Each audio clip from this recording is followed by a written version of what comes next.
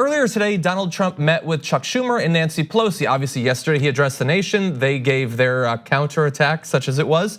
And today they met. And since then, the media has been wall-to-wall coverage about it. That is a complete waste of time. We're gonna walk you through everything you need to know about this meeting in like 60 seconds. So they met. Reports from inside of the meeting, both from Donald Trump and from others who are actually somewhat trustworthy, say he asked for funding for the wall. They said no. He stormed out. That's the whole thing. I don't know how you fill multiple hours of news coverage about it, but that is not only what happened. That's what we would have predicted would happen. He is going to, I would assume, break eventually, but we're not quite there yet. Yeah, so the financial situation for these government workers has become increasingly dire for obvious reasons. A lot of them are working for free. A lot of them have given up and they've quit. And here we have a president who is ignoring the advice of every competent person and continuing on with this temper tantrum. And there is no end in sight. So again, Democrats have offered funding for border protection, okay, to the tune of I believe $1.3 billion. Not funding for this nonsense wall, but funding for increased border security.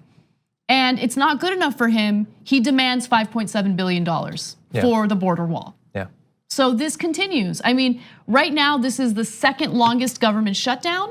I believe the longest government shutdown in history was in the 1990s, and it was 21 days. We're quickly approaching that.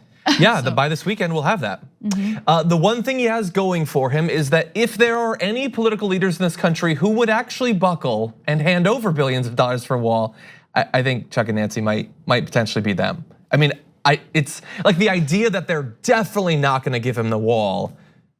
I mean, how many years into this whole Trump thing are we? If you could still maintain that sort of positivity, I can't match you on that. Do you think that they will eventually cave and give him? I don't think that that's the more likely outcome. I think that he is now flying high off of his speech, not because it actually changed the situation, but because as soon as he stopped talking and breathing heavily through his nose, he began being stroked by all of his advisors saying, "You did a great job, you're amazing." And that will sustain him for a little while. But then he goes back, he starts watching the news and he sees that, I mean, look, maybe polling will come out and it was a gigantic success. I kind of doubt it. And his mood is going to darken again.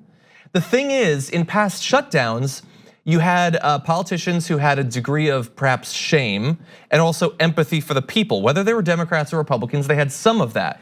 He doesn't care about anyone other than himself, including his family. And so because this shutdown is not personally hurting him, all of what we're gonna talk about for the rest of the hour, or a good chunk of it anyway, having to do with how this is affecting real Americans, he doesn't care about any of that.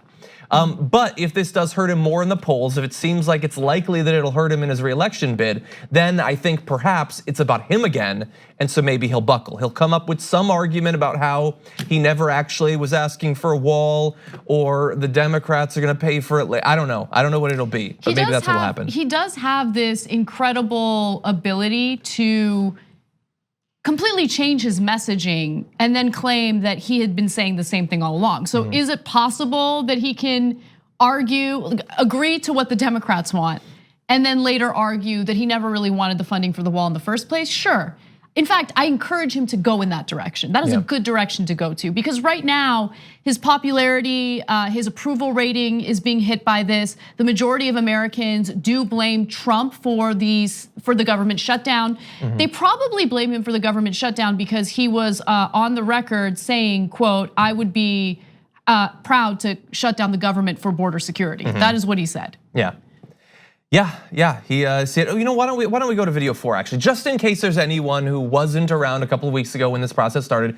Video 4 is gonna lay out that he is very willing in advance to take the claim for the situation we're now in.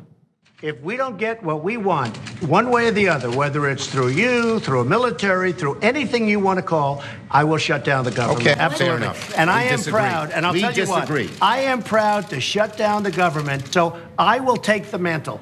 I will be the one to shut it down. I'm not going to blame you for it. The last time you shut it down, it didn't work. I will take the mantle of shutting down. Okay, there. So he has the mantle. He's not blaming Chuck Schumer, just so that we're clear on that. Right. Okay. Yeah. Okay, and it doesn't matter if he can't get it through them, he'll get it through a military. We don't know who's military. I think it's Sweden. I don't know. He doesn't make any sense. The TYT Plus app is now available on iOS and Android. Download to get more TYT content at tyt.com/app.